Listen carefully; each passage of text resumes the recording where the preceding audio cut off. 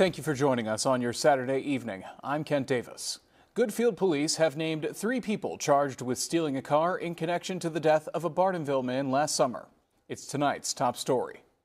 Marcus King, Terrence Shaw, Xavier Dillard, and 5 minors are all charged with possession of a stolen vehicle. Dillard is also charged with aggravated fleeing and reckless driving. Goodfield police say they tracked a stolen car to a Goodfield gas station last June, where they also found another car they say was stolen. After confronting the drivers, they were led on a chase to the edge of Peoria. They later learned from Peoria's law enforcement that one of the cars was stolen from Billy Joe's Towing, when the thieves sped up to escape the lot, fatally striking 70-year-old William Collier.